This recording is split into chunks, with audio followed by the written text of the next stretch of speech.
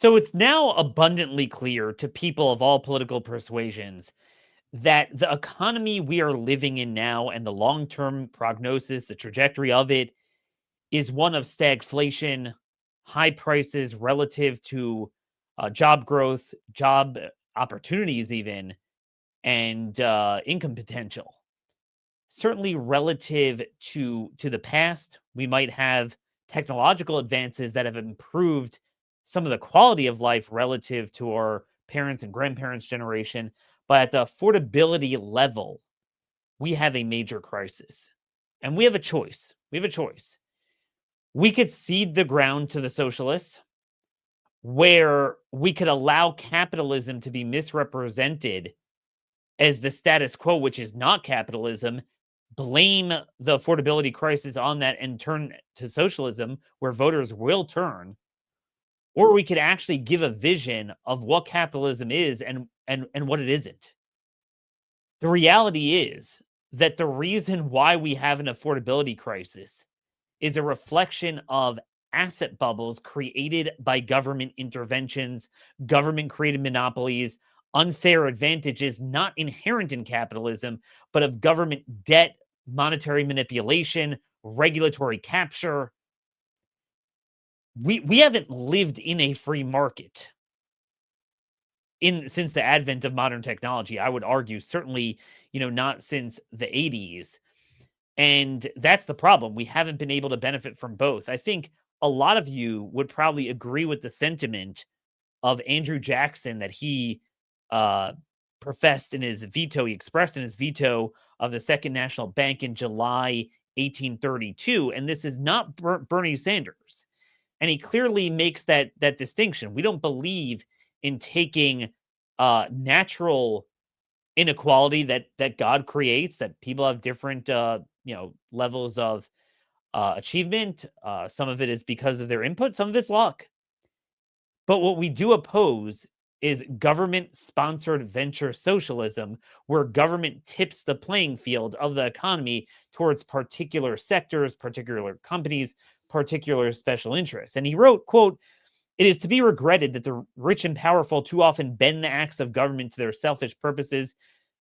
But he does note distinctions in society will always exist under every just government. Equality of talents, education, or of wealth cannot be produced by human institutions. In the full enjoyment of the gifts of the heaven and the fruits of superior industry, economy, and virtue, every man is equally entitled to protection by law. But when the laws undertake to add to these natural and just advantages artificial distinctions, and he talks about granting titles, exclusive privileges to make the rich richer, the potent more powerful, then the humble members of society, the farmers, mechanics, laborers, who have neither the time nor the means of securing like favors to themselves. Think, by the way, to interject here, what we're doing with the tax regulatory land use favors to the AI data center companies. But he writes, they have the right to complain of the injustice of their government. There are no necessary evils in government. Its evils exist only in its abuses. And this is the message we need to harness, but also the policies we need to craft. We cannot go down the path of continuing the market distortions that make life unaffordable and then turning around and saying, yeah, you know what? Life is unaffordable. So here's 100,000 UBI. We're just going to give handouts to people, which will just create more debt driven inflation and rinse and repeat. We can't continue doing what we're doing. So I figured we'd delve into, why the economy is the way it is. What will it take to make life more affordable, to bring back, this nostalgia that we talk about in the previous generation. By the way, not everything was great, not every aspect of it, but to harness the technological advances we have, albeit with affordability levels of maybe our parents' generation, and sort of a checkup with pricing the economy where we are, because first we have to stop lying to ourselves that we're living in some sort of golden age before we can even correct it, because unfortunately the White House doesn't think they need to correct it. They think just, data center construction is the end all and the tariffs are the end all, when in fact, if anything, the opposite is true. So with us is one of our favorite macro strategists and economists, Craig Shapiro. He's a cross-asset manager, managing portfolios for a long time. Must follow at CES921 on Twitter. He also has the Alethea Narrative Substack, which is a very thoughtful Substack to subscribe to. And then we have the benefit of getting him right here at the Blaze today. Hey, Craig, welcome back. It's been a while. Thanks for joining us today. Absolutely, Dan. Happy holidays to you and the family. Yeah, no, it was so I said it was great taking off. I took off Wednesday, had a great weekend, enjoyed the time with the kids. And I said, you know what? I could do this forever. But then I realized I can't, because at some point this is going to catch up with you. I mean, I want to start with this piece that's been making the rounds, this Michael Green Substack piece, where he put pen to paper and numbers to, on paper, to a sentiment that I think most of the public, regardless of their political affiliation, intuitively feels, that the poverty level for a family of four is regarded to be around 32,000 by BLS. And he puts the number, especially in urban areas, at 140,000. Maybe the more accurate thing is 90,000, but it's a lot more. And you certainly, to be comfortable, you need at least in that range, wherever you're living. What are your basic thoughts on Michael Green's premise? And as you explain that, I want you to give over these competing narratives that, on the one hand, it seems like everything's going to hell. On the other hand, there are metrics that more people have been brought out of poverty. You didn't even have indoor plumbing in a lot of parts of the country in the 1950s. The standard of living is a lot better. How do we synchronize these two competing narratives that it appears that a lot of things are better than our parents' generation and a lot of things are worse? Yeah, I think what he was trying to delve into is this idea that the GDP in the economy has been running between 3 and 4% this year. The stock market is broadly close to record highs, and yet consumer sentiment is at generational lows. And that's not just for folks who associate with the Democratic Party. There's plenty of Republican leaning people too who are struggling with confidence, and the affordability issue is top of mind. And so I think what he was trying to understand is, okay, why are so many Americans so disgruntled? Why is the K-shaped economy seemingly growing for the lower part of the K, where people are doing worse and worse, and sentiment is clearly reflecting that? And yet, again, the stock market's great. The administration says things are great. What is that divergence? And I think what he tried to do is say, look, there is a anachronistic way which we measure poverty in this country, and it just doesn't make any sense to look at that, because the real cost of living, when you put in childcare for a two earner family home, husband and wife both work, children need care, so you include childcare, you include insurance, you include transportation, rent, and food. The cost to just get by is, or the necessary income to get by is at least 100,000. I mean, he puts it at 140, maybe it's 90, whatever it is, but it's certainly greater than 3 times the amount of food that you need to purchase in a year, which is kind of the generational definition of poverty, which is in the 35,000. So when you look at it that way, and the median income in this country is closer to half that theoretical poverty line, now you get a better understanding of why so many people are struggling. So many people are exhibiting low confidence. So many people are concerned about their own plight, the plight of their children and their grandchildren, and are genuinely frustrated with both sides of the political spectrum. And so I think, when Trump 2.0 was elected, he was elected on this idea that he was going to push back on the ills of the prior administration's profligate spending, which was the main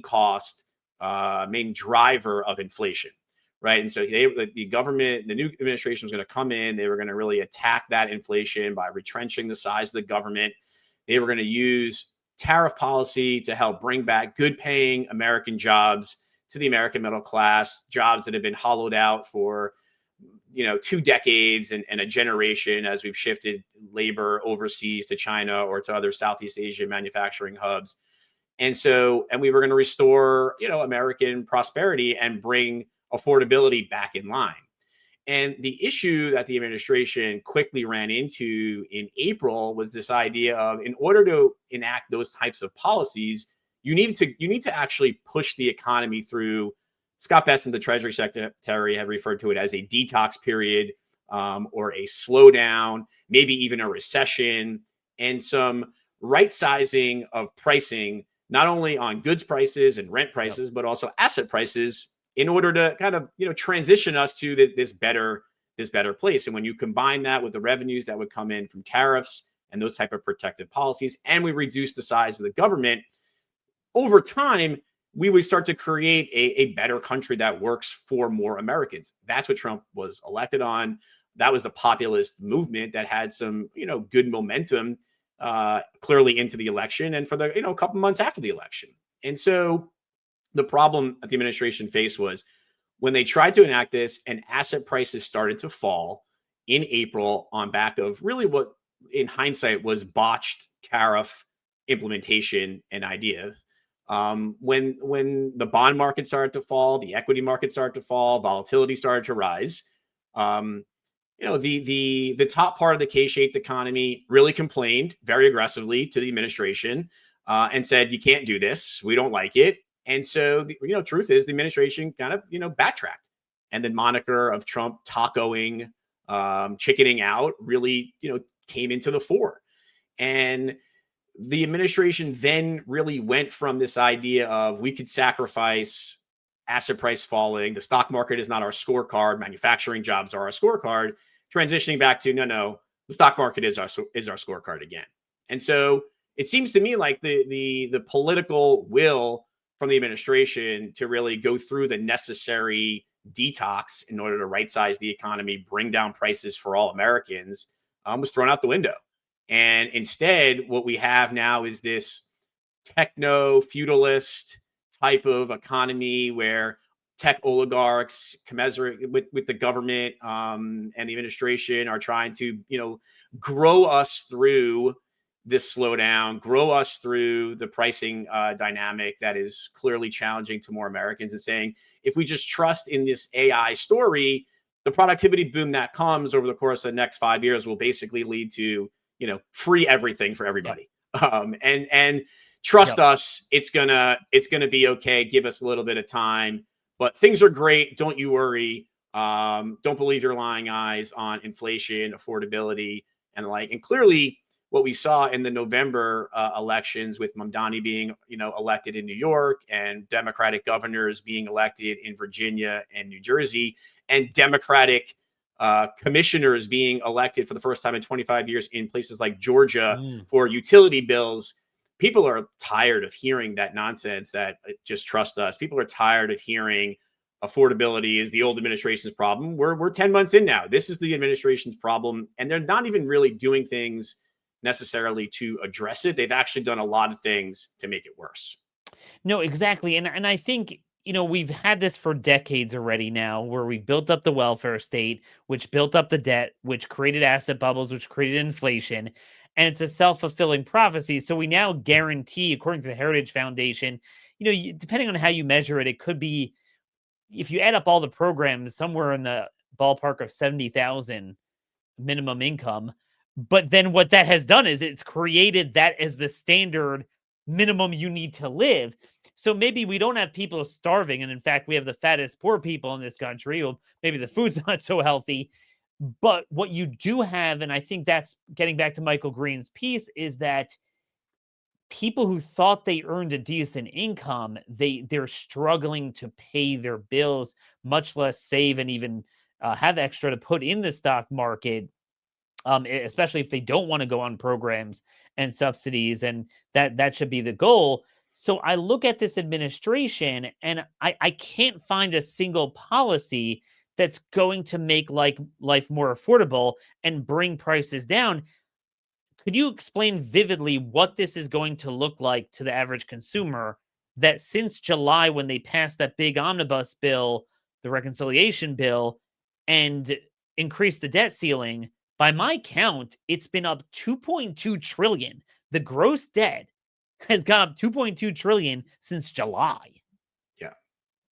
Yeah, look, I mean, the deficits that this administration is running are, close to 2 trillion. They've actually come in less than expected, largely because of tariff revenue, right? And so tariffs, despite what the administration or anyone else will tell you, are a tax on the consumer paid by the US consumer, right? It's not paid by the foreign importer. It's collected at import by the U.S. company, who then decides whether or not Yep. they're going to push it on to the end consumer in the form of price increases. But for the most part, it's a tariff that's collected at our ports. That's helped bring the deficit spending growth to a little bit of a slide. So we only had, I don't know, it was 1.8 or 1.9 trillion of deficits. But in for fiscal 2026, based on the one big beautiful bill and some of the tax breaks that are going to be given to low income consumers,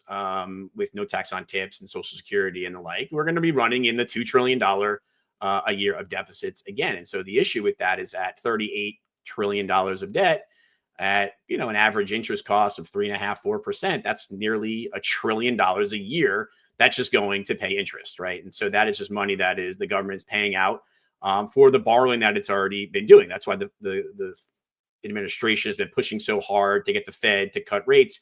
But even if the Fed were to cut rates, much of the borrowing is beyond short-term borrowing. And so whether it's 2, 5, 7, 10, 30 years in borrowing, it's going to take time for the interest costs to go down, even with the Fed cutting rates. And the Fed only really can control short-term borrowing rates. Long-term borrowing rates, since the Fed has begun cutting rates, are actually grinding higher again. So it's not even clear. And the reason that is because of inflation and because of the spending. Yep.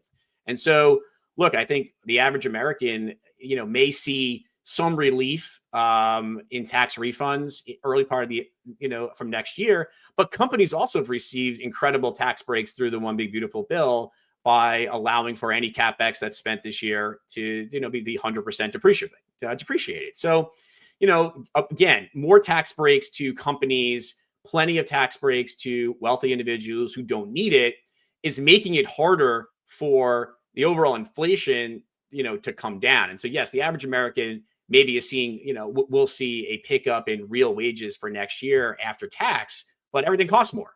So, I put a tweet out earlier, it was last week, about my own, I run my own consulting firm, my own business. My health insurance for next year, my premiums for a family of 6, $4,200 a month. We're talking about $50,000 a year in home insurance, and an increase of 14% year over year. That's not 2% inflation. That's 14, that's double digit inflation on one of the biggest costs of living, which is healthcare. So No, obviously we then have you have healthcare, you have insurance, also all forms of insurance, car insurance. You have the cost of heating a home this winter is up 7.6% to almost 1,000 for the season, according to National Injury Assistance Directors Association. So the point is, I think this is another point that's not talked about a lot. The amalgamation of all of the inflation of each bucket. So in other words, is housing quite as bad, the bubble, as areas of the country in 06 or even in the early 80s relative to what the interest rate was? Maybe, maybe not.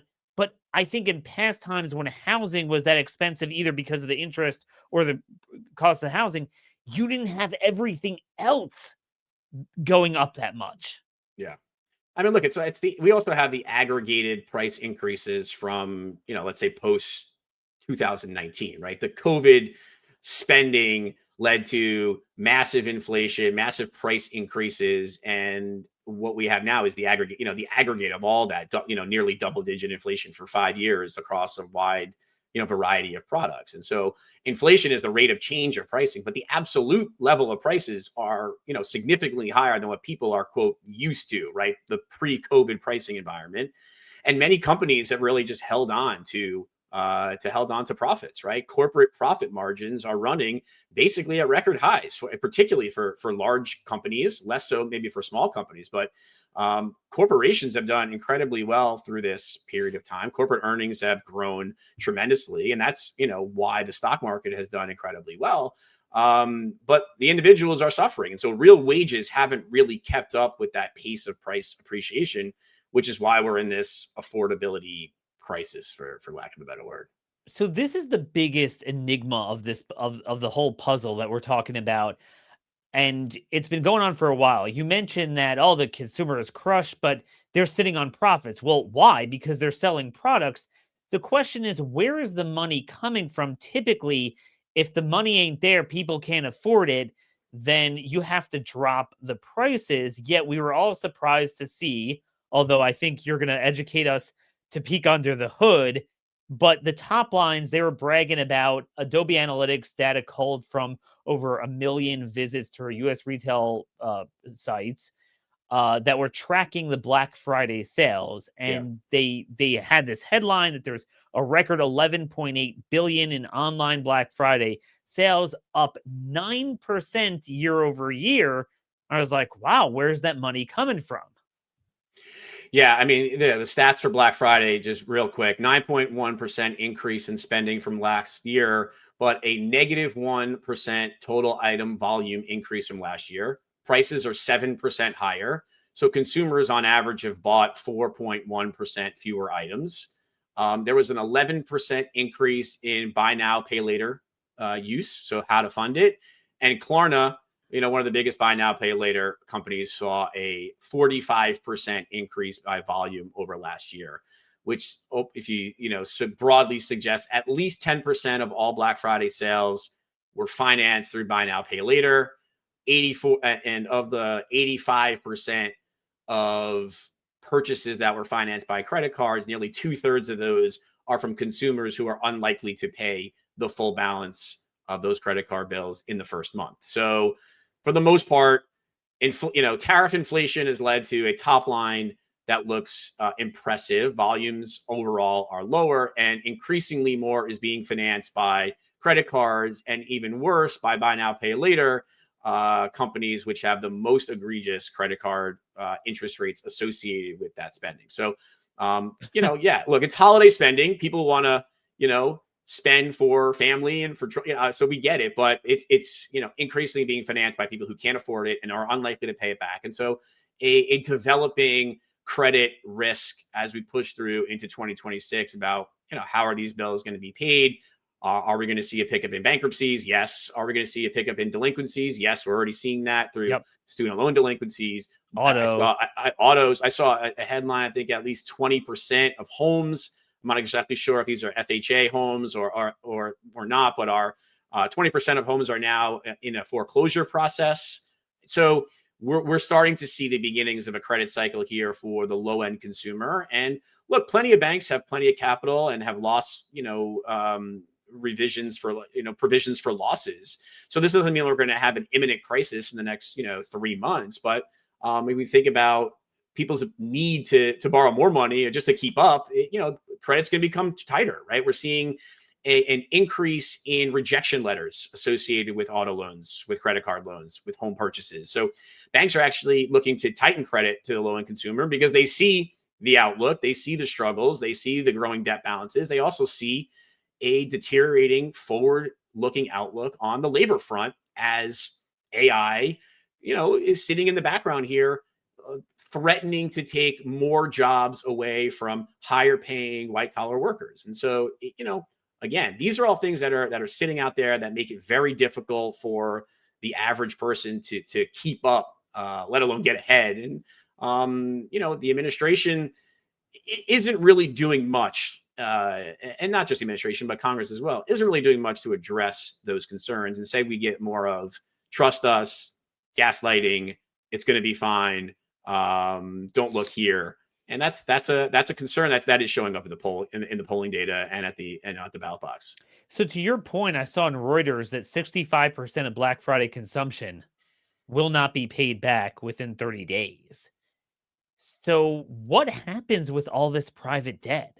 How Well, does it keep going on? yeah, but look, I mean, the other thing too is you think about interest rates and you think about, what the president could do. And I know we don't want to necessarily get into socialism, democratic socialism type suggestions, but the government is already doing plenty of venture investing and with respect to AI. So maybe there should be other things that they could do to help, the low end consumer out. I mean, cutting interest rates at the Fed 25 basis points is doing nothing for folks who are paying 25% a year APR on their credit card bills. Now, Trump had floated this idea about capping credit card yields at 10%. Obviously, we're never going to get to that, but are I there mean, are there wouldn't certain that just freeze the credit market? I yeah, mean, the money it would. It would. And that money's got is to come from somewhere. See, that is this the is what I issue. don't understand. If Yeah. we're saying that what you said is that the sales prices is a fake metric because yeah, of course there's a record sales in dollars because everything is so expensive, but the volume was actually down. And then what is being done? So some of it is built off the top 10 to 20% that are, beating inflation and could afford this spending. But for everyone else, it's built on this buy now, pay later, or just excess credit card debt. So that fuels even more demand. It prevents the prices from coming down. I don't understand how the banks aren't running out of money. I did see that the Fed just injected 13.5 billion into the banking system with their overnight reverse repos. Yeah. What do I mean, you there, see there from are, there? yeah, sure. So look, the strongest banks are in fine shape. The J.P. Morgan, Bank of America as well. They're good, but there are regional banks, some smaller banks who are tied into small business, who are tied into low end consumers, who are, starting to show some strain or borrowing costs at the overnight repo window, at the discount window. They have to hit it because they have lack of reserves, and so the Fed's going to start to address that. There's a standing repo facility which provides liquidity to banks that need it. But these things, these credit cycles, will take some more time to play out here. But look, the consumer is not seeing really any real protracted relief, and is growing more concerned about his outlook on his job because of AI. Look, there's been times in this country before where folks have had to, band together to cut consumption, whether it's, cut oil consumption, or back in the war effort, we had to do, various things in order as a society to cut back spending. And I'm not suggesting necessarily we do those types of things, but what we're doing is really the opposite, right? It's the government Yes. is actually trying to push an aggressive spending regime, and saying, everything's going to be okay. We're going to cut rates. There is no inflation. Don't worry. And so I think we're espousing a message here that is The contradictory exact opposite. to the reality. And so, look, I don't know.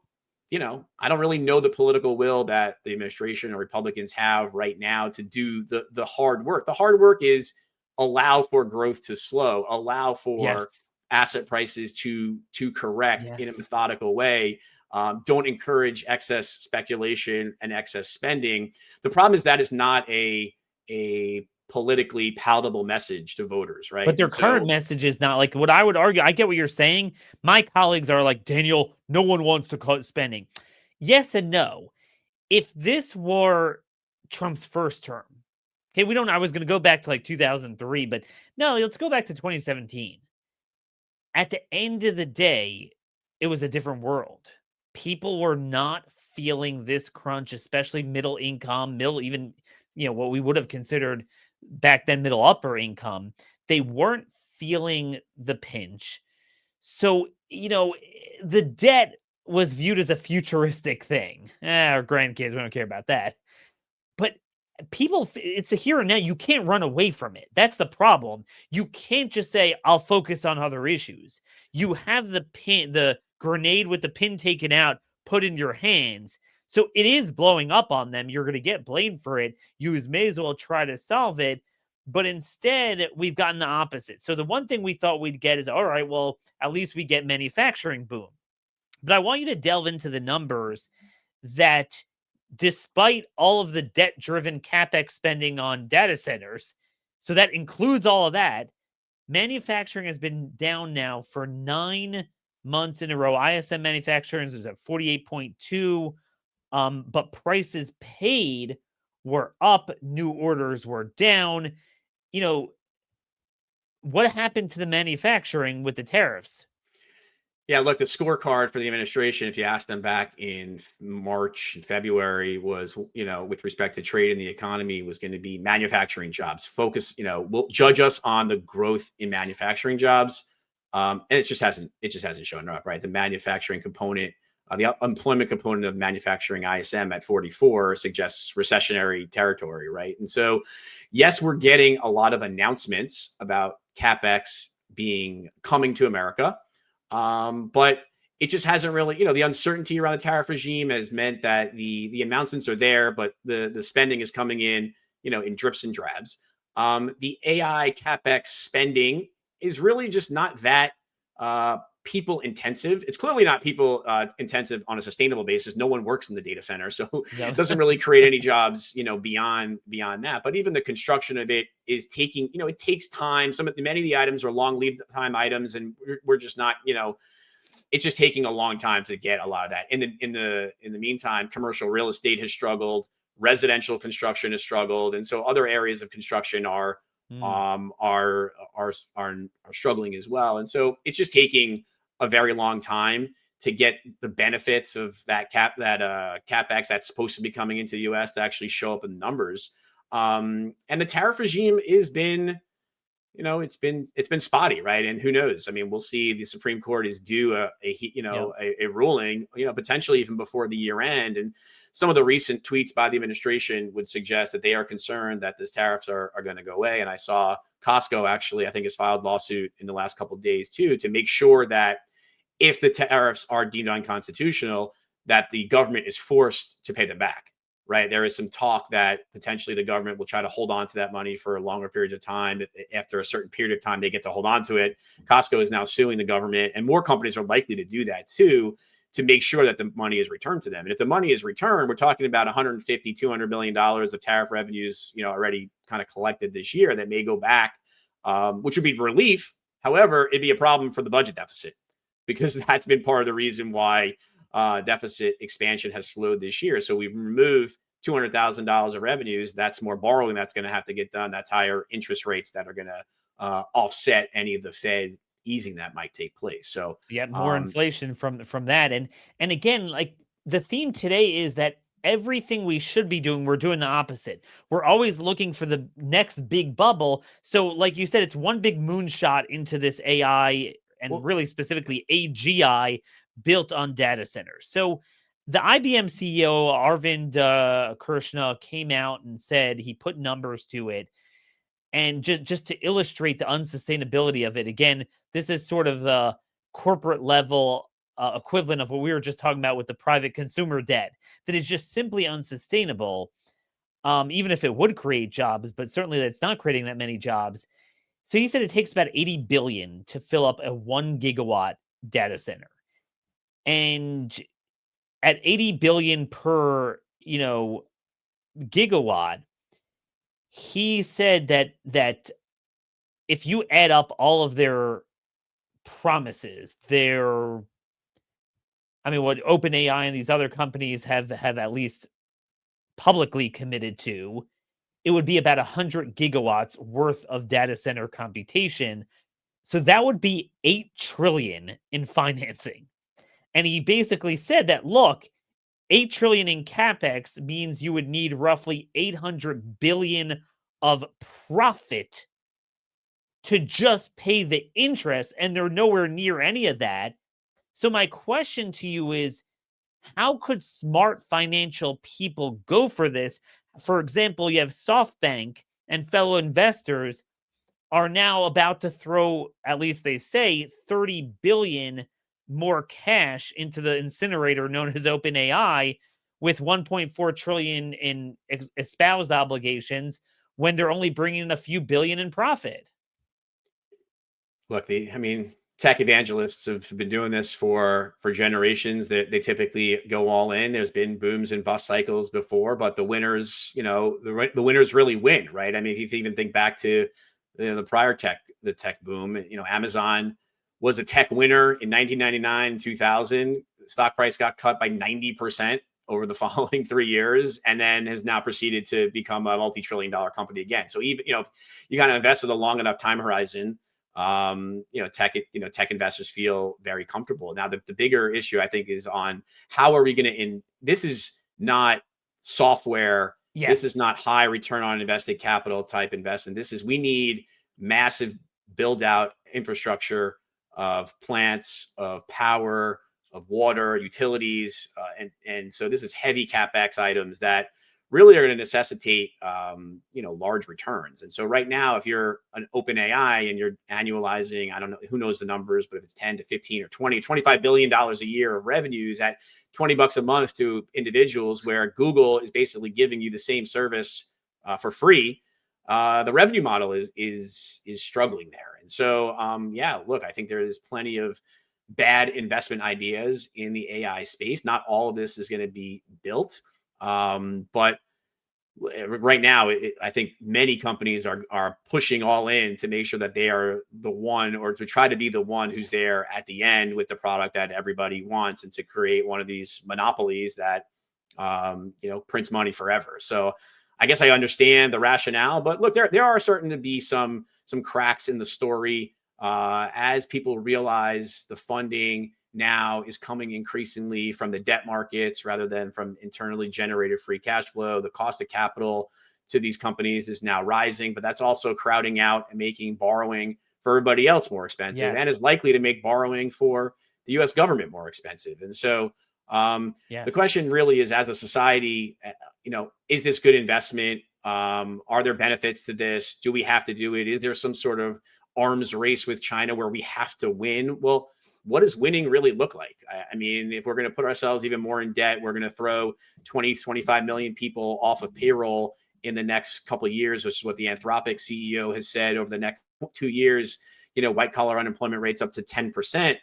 Is that winning?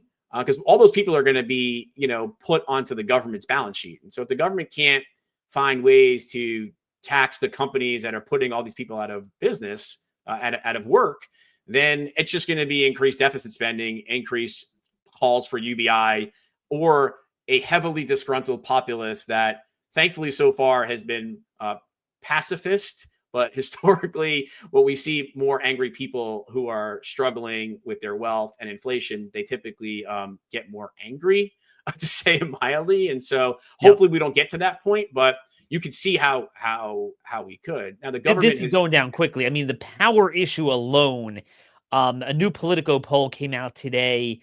46% of voters in the Northeast, that's where they polled, support a complete ban on data center construction. We're not talking about that here. We're just talking about not giving them special zoning variance favors, regulatory favors, and the 30-year tax abatements. But that's up 12 points in 1 month. So this thing is since October. So this thing is becoming very radioactive. Bloomberg reports that today, so today only 10% of data centers that are constructed draw more than 50 megawatts of electricity. But among the ones that they're building, most of them are going to draw well over 100 megawatts.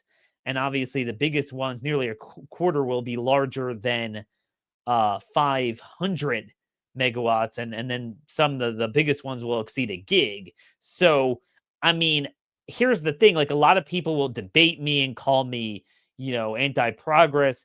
But I'm like, okay, let's say I believe in your AGI chatbot model, that the chatbots will like spin in a centrifuge and spit back this dream moonshot AGI.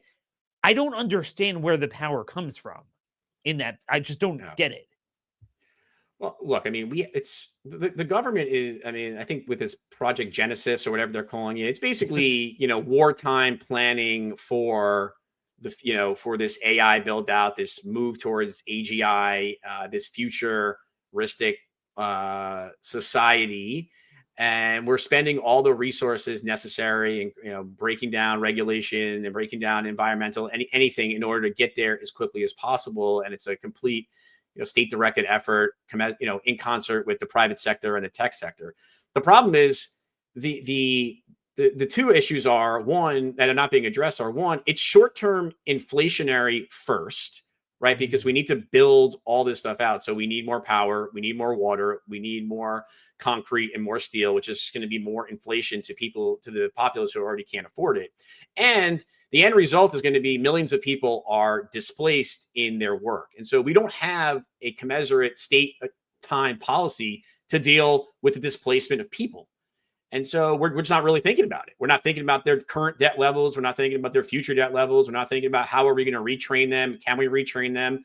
And where all systems go on this CapEx buildup, because the numbers are big. Trump likes big numbers, right? We're up to $20 trillion of investments. And so he likes big business. He doesn't, I mean, I think there's a megalomaniac, whatever the word is, dynamic in play here. It's easier to just talk big numbers and kind of wow the public about how great and how big these things are. But we're not thinking about what's the pitfalls and the costs associated to real people who are really going to be displaced. And then what does that ultimately mean for the government's balance sheet? And when you're already 39, $40 trillion in debt, how do you pay for all that?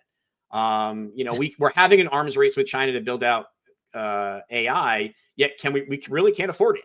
And so dealing with those issues, into 26 and, really for the rest of this decade is going to be of paramount concern. And it's not surprising to me that we're already starting to see some Luddite type reactions from an increasing part of the populace who's like, you know what, slow this down. I'm concerned.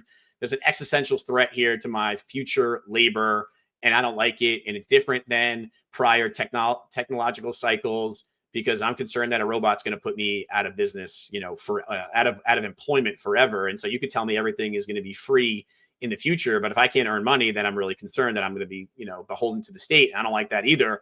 So I'd rather push back against this momentum now. Yeah. But when you have the administration that's pushing all systems go in the opposite direction, it's very hard to push back. I know, my governor here in Florida is trying to push back to some degree with some state, regulations and rules, which I think are important. But the federal government wants to run over all the state regulations. So how is that going to play out?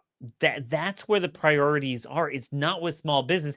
And this is what really bothered me about the tariffs, how indiscriminate they were. It's one thing to do to tariff end products importation. But I mean, they tariffed all the raw materials that are needed by our manufacturers if you want to build it up. And then, of course, issued exemptions to some of these Mag 7 companies.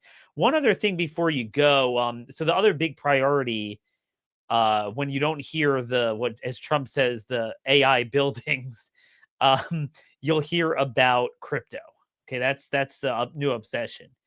So there was this massive bubble they created since he won the election a year ago. Now you found this past month, Bitcoin has really crashed down. Today it gained back a certain percentage of it's up a lot today, but it's definitely down about 30% or so. What do you make of this? Is this a just healthy correction or a paradigm shift? I think you have to. I mean, Bitcoin and crypto are, and then there's stable coins. I think there's a variety of different things that are going on here. I mean, Bitcoin is often seen as a store of value asset in a world of profligate government spending, not just in the U.S. but globally. And so the future inflation that is coming, and folks have historically used gold, but gold has some pitfalls with respect to ease of use and transferring it around. And so Bitcoin is a digital gold-like substitute with a max supply.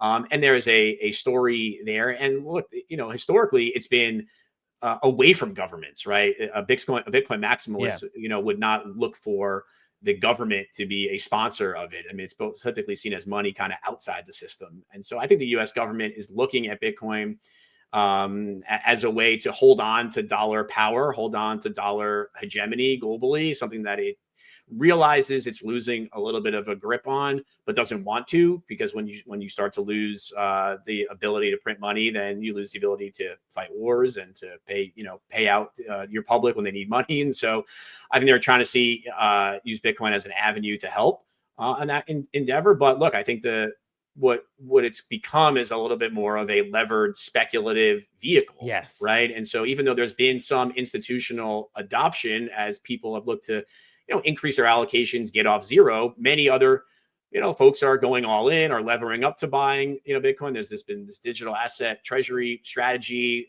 spawned by MicroStrategy and countless other companies who are doing it, who are borrowing dollars to buy Bitcoin and levering up in order to do so. And now when you're seeing, again, global cost of capital is rising, we're seeing some of the unwind of that. And so Bitcoin has definitely been, seen as part of the, having trouble in that regime. Now, the other thing that's going on is stable coins. And that is, I think, a different dynamic here, which is the government, US government, is trying to attract the capital of foreign citizens who are in governments or in countries where they are worried themselves about inflation and expropriation and would rather use dollars. And so those dollars then can be invested into US treasuries and particularly into US T-bills. And so the Genius Act and various other crypto regulations, which are encouraging stablecoin development, is trying to attract that capital that sits overseas that maybe right now is cash in mattresses or cash in vaults or, not in dollars. But if you're in, let's say, Nigeria, and you're concerned about 50% inflation, well, you might much rather have a US dollar denominated stablecoin, and more people in Nigeria will transact using that dollar stablecoin. Well, that dollar stablecoin has to be invested in a US T-bill. And that is incremental demand for treasuries at the same time when foreign governments are pulling back from their investment of US treasuries. And so this is a smart way for the government to find new buyers of its debt by kind of bypassing the governments of these other countries and going directly to the citizens of those countries. And so that's a bit different than the crypto story, but the administration is, kind of ties them both together in a way and wants to be the crypto leader as crypto is becoming more, and look, as we become more of an AI society and a robotic society and kind of thinking about payments, having instantaneous payments through blockchain and away from the Visa, MasterCard, traditional SWIFT system, I think makes sense. And so the US wants to be at the foreground of that. So there's a little bit of a competing narrative there, but I think broadly, your question about Bitcoin and crypto away from stable coins is it's a risk asset. It's been gamified in quite some way. It's been levered up. And so the unwind of that is starting to show some issues right now, for sure. Yeah, because unlike, and you see the bifurcation with gold, how gold, only had much healthier corrections. It would blast through a new thing. Okay, go back a little bit, go on relentlessly. Bitcoin, I think it's been too manipulated, too much concentration with people that are too close to government and frankly insider information. And that is really antithetical, like you said, to what it started out as. But I get it. I get why they're trying to bring this all in-house. It is some of their stuff is clever, but it's all oriented towards what? Doubling down on the debt servicing rather than trying to unwind this. And I just feel like we're just blowing up more bubbles, going to make even more pain when it comes down because no one wants to deal with it on their watch. Give you the final word. I think just to final on that point, I mean, when you have the smartest guy in the world, Elon Musk, sitting at the right hand of the president, creating the Doge committee to really go in and try to cut spending in the government, and within let's call it 3 months, he basically put up his hands and said, I can't do this. This is the same guy who, is putting rockets in space. It's really, to no lack of his own ingenuity. He basically put up his hands and said, I cannot get this done and I'm done trying. I think it was a real testament to the political will to try to cut spending in DC. And until we get religion on doing that, we're really not gonna be able to move past these, these issues. And unfortunately, without a real slowdown in the economy, we're not going to really arrest the affordability crisis. And so the government has a lot of work to do. And if they don't do it quickly, you're going to have more Mamdanis being elected here in cities and in state governments and in Congress come 2026 and then in 2028. So time is, as you said, the time is ticking here. Absolutely. Very sobering as always. Thanks so much, Craig. Again, at CES 921, and make sure to check out his Substack. We'll see you folks back here, same time, same place tomorrow. Thanks, Dan.